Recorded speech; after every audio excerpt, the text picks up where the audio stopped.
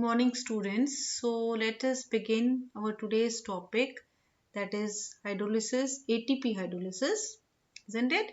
So this is the last lecture of your biophysical. So we have been talking about free energy and all. So let me begin with my present. Okay. So first of all, free energy and metabolism. ठीक है? Free energy and metabolism. The concept of free energy can be applied to the chemistry of life's process. You know, two types of reactions, exergonic or jonic you can say, and endergonic reactions in a metabolism. You have already discussed this, पहले भी हम कर चुके हैं. Exergonic और एंडरजोनिक, हम एक्सर्गोनिक भी बोलते हैं और एंडरगोनिक भी बोलते हैं in metabolism. These exergonic reaction proceed with already you know net release of free energy and is spontaneous, whereas endergonic reaction absorbs free energy from its surroundings and is non-spontaneous. Now reactions in a closed system, पता है आपको closed system में हम lab में कर रहे हैं तो क्या है, equilibrium है and they do no work. But जो cells होती हैं they are not in equilibrium, they are open systems experiencing a constant flow of material, है ना, constant flow of material हो रहा है. A defining feature of life is that metabolism is never a equilibrium, पहले भी मैंने आपको समझाया है. तो क्या है हमारा कांस्टेंट, एक बड़ा जबरदस्त फीचर है लाइफ का कि मेटाबॉलिज्म कभी भी इक्विलिब्रियम नहीं होगा. हमारा प्रोसेस कैटाबॉलिज्म होता जा रहा है, एनाबॉलिज्म होता जा रहा है, कभी मेंटेनेंस नहीं है कि वो इक्विलिब्रियम स्टेट में रहेगा. जो कैटाबॉलिक पाथवे है in a cell releases free energy in the series of reaction. Closed and open hydroelectric systems can serve as analog. जैसे कि हम सोचें कि एक ओपन और क्लोज हाइड्रोइलेक्ट्रिक सिस्टम है, उसी तरीके से सोचो कि एक प्रोसेस में सेल में मटेरियल ट्रांसपोर्ट हो रहा है, अंदर आ रहा है, बाहर जा रहा है, कांस्टेंट फ्लो है. तो इक्विलिब्रियम मेंटेन्ड नहीं है. इक्विलिब्रियम मेंटेन होगा then there is no work, but it is not maintaining continuously, there is a flow of material. A defining feature है लाइफ का कि मेटाबॉलिज्म कभी भी इक्विलिब्रियम में नहीं होता है. ठीक है. सो ATP power cellular work by coupling exergonic reactions to endergonic reactions.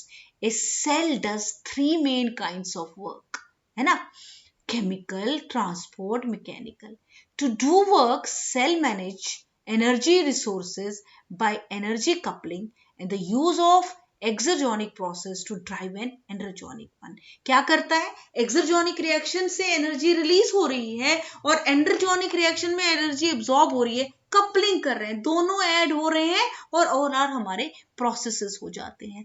तो दे डू वर्क, और सेल को तीन इंपॉर्टेंट मेन वर्क करने हैं. कैसे तीन इंपॉर्टेंट वर्क है, केमिकल, ट्रांसपोर्ट, मैकेनिकल. और to do work cell manage energy resource by energy coupling.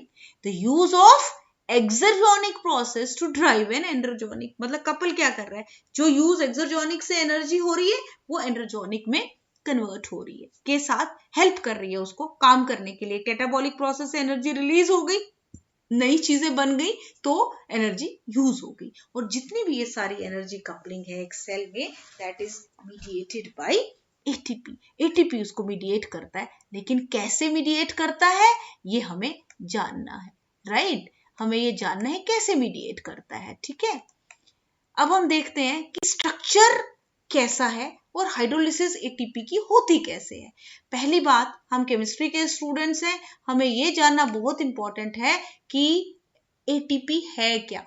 क्या बोल रहे हैं हम इसको, adenosine triphosphate. it is the cell's energy shuttle, है ना. ATP is composed of a ribose, a sugar, adenine, a nitrogenous base and 3 phosphate groups. ATP किस चीज का बना हुआ है, राइबोस जो कि एक शुगर है, 5 मेंबर्ड कार्बन का शुगर, एडेनिन एक जो नाइट्रोजनस बेस है, आपने पहले डीएनए पढ़ा, आरएनए पढ़ा, उसमें भी मैंने आपको बताया एडेनिन क्या चीज है और गुआनिन क्या है, थायमिन क्या है. तो सिमिलर वे में ये क्या है, एडेनिन एक बेस है, नाइट्रोजनस बेस है, एक इसमें शुगर है जो कि राइबोस है, और उसी राइबोस पे हमारे पास 3 फॉस्फेट लिंकेजेस हैं अभी हम इसको देखते हैं, राइट। ये देखो, ये है हमारा एडेनिन, ठीक, इसको हम एडेनिन बोलते हैं, ठीक हो गई बात। NCHN, इसको छोड़ो, ये 6 मेंबर्ड रिंग है जिसमें 1 और 3 पोजीशन पे नाइट्रोजन है, और यहां पर इसके साथ जो फ्यूज्ड है वो अगेन एक 5 मेंबर्ड रिंग है जो 1 और 3 पोजीशन पे नाइट्रोजन है। इस रिंग को हम बोलते हैं पिरिमिडीन रिंग, और इस रिंग को हम बोलते हैं इमिडाजोल रिंग, ठीक है। सो 6 मेंबर्ड रिंग विद नाइट्रोजन कहां कहां पे, 1 और 3 पे, और 5 मेंबर्ड रिंग नाइट्रोजन कहां कहां पे, 1 और 3 पे। एक रिंग को हम क्या बोलते हैं, पिरिमिडीन, और जिसके साथ वो फ्यूज हुई है उसको क्या बोलते हैं, इमिडाजोल। और ये हमारा बन गया एडेनिन, और साथ में एक NH2 इस पे अटैच्ड है, देख रहे हो, एक सब्स्टिट्यूएंट यहाँ पे NH2 अटैच्ड है, राइट। अब इसका जो 1 पोजीशन है इस पे हमने ये शुगर डाला, इसको शुगर का नाम है राइबोस। अटैचमेंट किसके साथ है, इस नाइट्रोजन के साथ। This is 1, this is 2, this is 3, this is 4 and this is 5। जो 5 नंबर का कार्बन है शुगर का, ये राइबोस, आपको पता है जितने भी जो कार्बोहाइड्रेट्स हैं वो रिंग फॉर्म में एग्जिस्ट करते हैं, जैसे कि ग्लूकोज है, हमें देखने में तो ओपन चेन लगता है बट ऐसा नहीं है, ग्लूकोज भी रिंग फॉर्म में एग्जिस्ट करता है, 5 मेंबर में भी और 6 मेंबर में भी। ऐसे ही राइबोस जो है वो 5 मेंबर कार्बन है, इसके ग्लूकोज में 6 होते हैं, राइबोस में 5 होते हैं।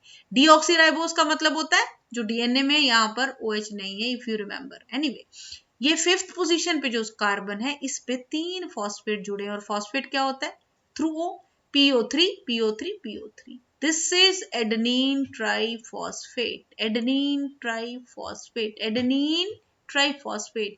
एडेनिन है लेकिन बोलने में आता है एडेनिन ट्राइफॉस्फेट, मगर एडेनिन के साथ राइबोस है, राइबोस के साथ फॉस्फेट लिंकेज है। अब इसको देखो ब्यूटीफुली यहाँ एक बना रखा है हमने इस स्लाइड में, ये एडेनिन है 6 मेंबर, 5 मेंबर, ये राइबोस, राइबोस के साथ 3 फॉस्फेट। अब मेन वर्क है हाइड्रोलिसिस। हाइड्रोलिसिस जानते हो, एडिशन ऑफ वाटर। वाटर क्या कर रहा है, एक बॉन्ड को ब्रेक करे दे रहा है, ये वाले बॉन्ड को इसने ब्रेक कर दिया और ये हमारा बन गया एडेनिन डाइफॉस्फेट, और प्लस एक फॉस्फेट ग्रुप रिलीज हो गया। लेकिन जब ये रिलीज हुआ, इस प्रोसेस को हम हाइड्रोलिसिस बोलेंगे, और निकलेगा क्या, एनर्जी। फिर से देखो, एडेनिन क्या है, ये नाइट्रोजनस बेस है, ठीक हो गई बात, ये नाइट्रोजनस बेस है। ये क्या है, ये राइबोस है। राइबोस के 5th नंबर कार्बन पे क्या है, 3 फॉस्फेट लिंकेज है, तो इसका नाम हो गया एडेनिन ट्राइफॉस्फेट। क्लियर। अब इसको हमने यहाँ रिप्रेजेंट कर दिया डायग्रामेटिकली, क्या है ये, एडेनिन, एडेनिन के साथ राइबोस, राइबोस क्या है, शुगर, कार्बोहाइड्रेट, कितने मेंबर्ड, 5 मेंबर्ड, और उसके कार्बन नंबर 5 पे क्या जुड़ा है, 3 phosphate bonds, PO3 PO3 PO3, ठीक हो गई। अब हमारा प्रोसेस है हाइड्रोलिसिस। हाइड्रोलिसिस का क्या मतलब होता है, yes, addition of water. Addition of water हुआ तो ये किस में कन्वर्ट हो गया, एडेनिन डाइफॉस्फेट, और रिलीज क्या हो गया, फॉस्फेट ग्रुप, और अलोंग विद दैट एनर्जी। यही एनर्जी हम यूज करेंगे, यही एनर्जी हमारे को सेल को काम करना है। 3 तरह के काम करने हैं, कैसे काम करने हैं, किस तरीके का वर्क करेगा, केमिकल, मैकेनिकल, ट्रांसपोर्ट और एनर्जी की रिक्वायरमेंट। तो एक प्रोसेस से एनर्जी निकलेगी, दूसरा प्रोसेस जहां नई चीजें बनेगी वो उस एनर्जी को यूज करेगा। The bonds between the phosphate group of ATP's tail can be broken by hydrolysis. Energy is released from ATP when the terminal phosphate bond is broken. The release of energy comes from the chemical change to a state of lower free energy and not from the phosphate bond themselves. Release कहाँ से हो रही है energy, from the chemical change to a state of lower free energy, जिसकी जो बना ADP जो बना उसकी लो फ्री एनर्जी है, एटीपी की ज्यादा है और एडीपी की कम है, तो डेफिनेटली एनर्जी रिलीज होगी। ये नहीं कि फॉस्फेट बॉन्ड जो है वो एनर्जी रिलीज कर रहा है, ठीक हो गई बात, ये तो हमारी बात समझ आ गई। अब ये हाइड्रोलिसिस एटीपी करता कैसे है, how the hydrolysis of ATP performs work, काम कैसे करता है, यही तो इंपॉर्टेंट है समझने का। तो 3 टाइप के वर्क जैसा कि मैंने आपको बताया, mechanical, transport and chemical, they are all powered by hydrolysis of ATP. ATP की हाइड्रोलिसिस हुई, एनर्जी रिलीज हुई, तो 3 टाइप का वर्क सेलुलोज जो करता है वो क्या है, मैकेनिकल, ट्रांसपोर्ट एंड केमिकल। इन सब की पावर हाउस क्या है या उसको गवर्न करने वाला कौन है, hydrolysis of ATP. So what happens in the cell, energy from the exergonic reactions of ATP hydrolysis can be used to drive an endergonic reaction. एक सेल में जो एनर्जी है कहां से आ रही है, from exergonic reaction of ATP. Exergonic reaction क्या हुआ, मतलब एटीपी का हाइड्रोलिसिस। एटीपी का हाइड्रोलिसिस क्या कर रहा है, एनर्जी रिलीज कर रहा है। सो एटीपी का बॉन्ड ब्रेक हो गया, एनर्जी फॉस्फेट निकल गया, एनर्जी रिलीज हो गई। जब एनर्जी रिलीज होती है तो क्या रिएक्शन है, एक्सरजोनिक या एक्सर्गोनिक रिएक्शन। जो एनर्जी रिलीज हुई वो कहां यूज हो गई, टू ड्राइव एन एंडरजोनिक रिएक्शन, जहां पे नई चीज बन रही है। जैसे कि अभी आप एग्जांपल देखोगे आगे, ग्लूटामीन की है, ये 2 चीजें ऐड करके तीसरी चीज बनाई। जब हाइड्रोलिसिस करी एटीपी की, उसमें एनर्जी निकली, बॉन्ड बनाने के लिए एनर्जी की रिक्वायरमेंट है, बॉन्ड ब्रेक हो रहा है तो एनर्जी रिलीज हो रही है। तो क्या होगा, जब in the cell energy from exergonic reaction of ATP hydrolysis can be used to drive an endergonic reaction. So overall the coupled reaction are exergonic. ठीक हो गई बात, ये मैं पहले इसको ये रिमूव कर देती हूँ। अब हम इसको देखते हैं, ये हमारा है glutamic acid conversion to glutamine. ये ग्लूटामिक एसिड है और बनाना क्या है, ग्लूटामीन। ग्लूटामिक एसिड, ग्लूटामीन, मतलब देख रहे हो आप, इसको एक ट्रायंगल से मैंने रिप्रेजेंट करवाया है यहाँ पर, और ये NH3 अमोनिया, इन दोनों को जोड़ना है और बनाना क्या है, ग्लूटामीन। जब ये रिएक्शन हो रही है, क्या, A plus B giving C, there is free energy change of plus 3.4 kilo calories. ये नई रिएक्शन हो रही है, सो एनर्जी रिक्वायर्ड है plus 3.4 kilo calories per mole. ठीक हो गई।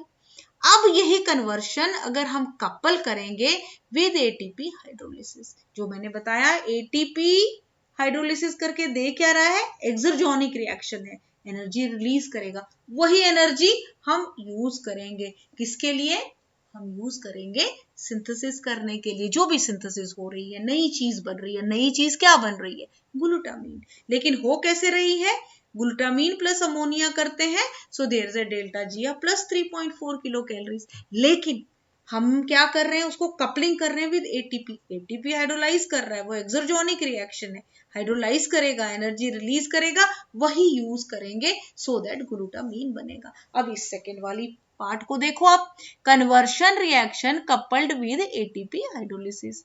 ये ग्लूटामिक एसिड, ये ATP, this is glutamic acid, this is ATP. Glutamic acid ATP combine कर रहा है, तो अभी अमोनिया नहीं आया, फर्स्ट सीरीज है इसकी, फर्स्ट पार्ट में क्या हुआ, एटीपी की हो गई हाइड्रोलिसिस। हाइड्रोलिसिस होने से वो किस में कन्वर्ट हो गया, एडीपी में। तो जो वो पी ग्रुप निकला, जो थर्ड फॉस्फेट ग्रुप था, वो जुड़ गया इस ग्लूटामिक एसिड के साथ। ये देखो GLU एंड P, और इसको हम कहते हैं फॉस्फोरिलेटेड इंटरमीडिएट। ठीक हो गई बात, एडीपी आ गया बाहर, ये फॉस्फेट में। अब सेकंड पार्ट आया, कौन, अमोनिया। अब उसने क्या किया, इस पी को भी बाहर निकाल दिया, this P is out, shunted out, और अमोनिया इसके साथ जुड़ गया NH2 और बना दिया ग्लूटामीन। तो बन गया ADP प्लस P। ADP भी आया, P भी आया, और पहले जो P निकला वो गया कहाँ, हाइड्रोलिसिस के बाद इस ग्लूटामिक एसिड के ऊपर जुड़ गया, और इसको हम बोलते हैं फॉस्फोराइलेटेड इंटरमीडिएट। बहुत सारे पाथवेज हैं, बहुत सारे रिएक्शंस हैं, खैर you need not to go, वो बायो वालों का काम है। आपको ये जानना है कि एटीपी की हाइड्रोलिसिस होती कैसे और बनता क्या है ना।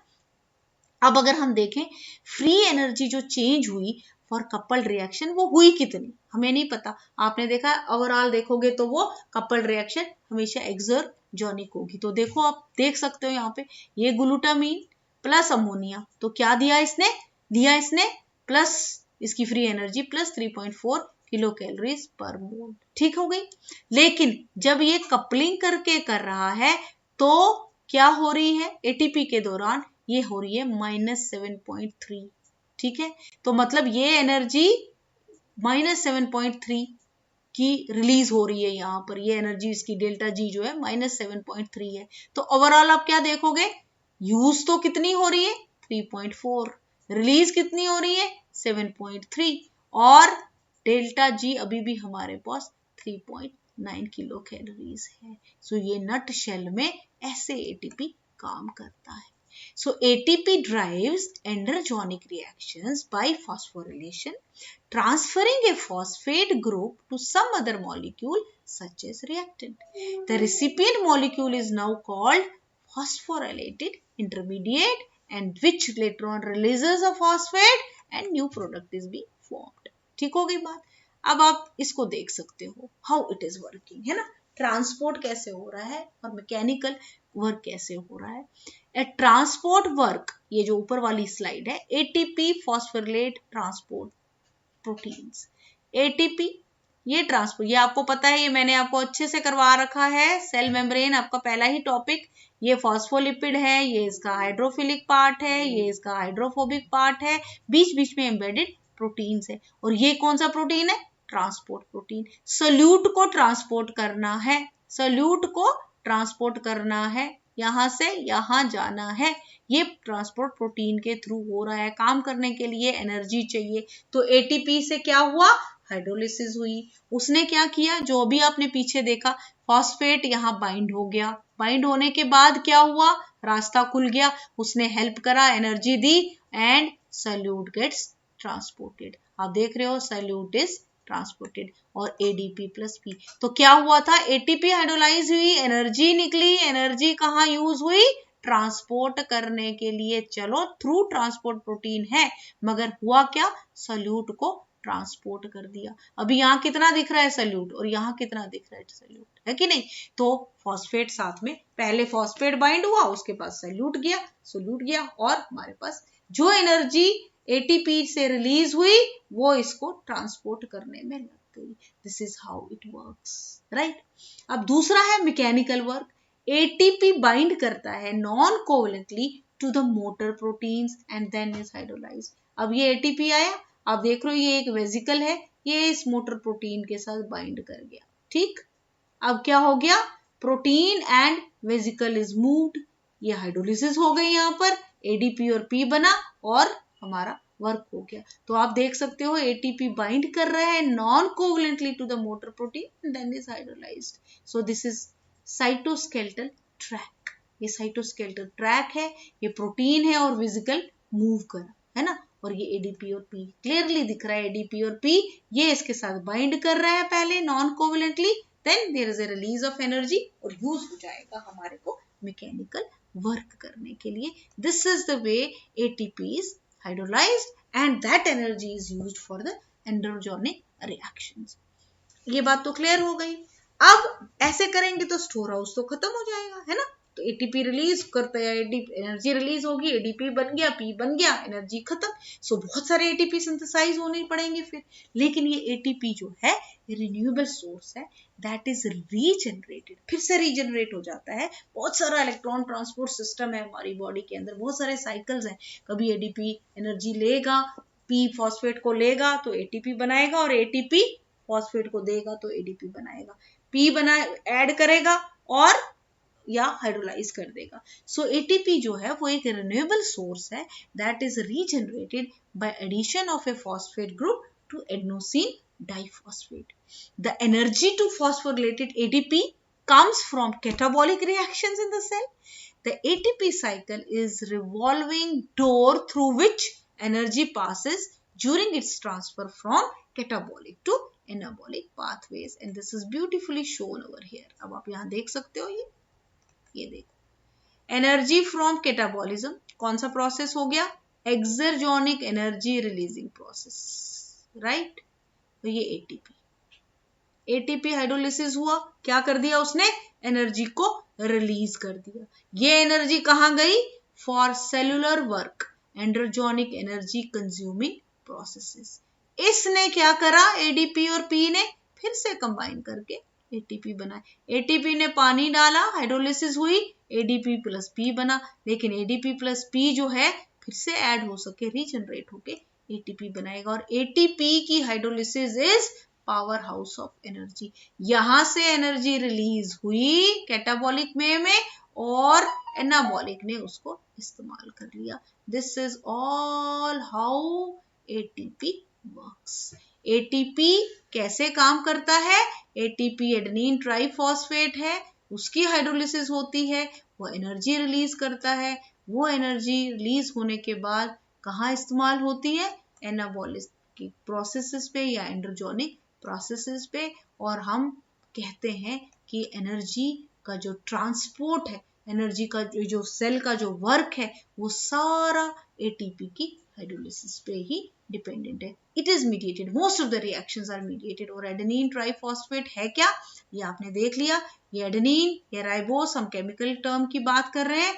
एडेनिन, राइबोस, राइबोस पे 3 फॉस्फेट। ये इन 3 फॉस्फेट में से एक फॉस्फेट निकल जाएगा, 2 फॉस्फेट ग्रुप रह जाएंगे। और जब 2 फॉस्फेट ग्रुप रह जाएंगे, एक बॉन्ड निकल गया, तो एनर्जी रिलीज होगी। ये एनर्जी जो रिलीज हुई वो काम करने के लिए यूज होगी। और इसमें बड़ी अच्छी सी एक एग्जांपल बता रखी है जो हमने ये देखी, ग्लूटामीन वाली। Glutamic acid is getting converted to glutamine.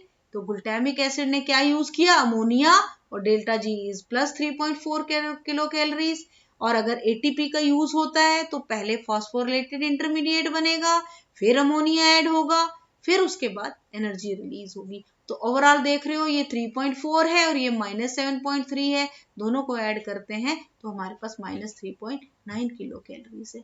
तो ये हमेशा आपको याद है, जो इससे पहले लेक्चर था फ्री एनर्जी चेंजेस वाला, उसमें हमने देखा था इट इज एडिटिव। हम ऐड कर सकते हैं, देखते हैं फर्स्ट 2 3 4 को कपल करके सीरीज ऑफ चेंजेस करेंगे तो हमारे पास ये रिएक्शन हो जाएगी। I hope I made myself very clear. Now you go through this and then we will discuss in our next class that we will have.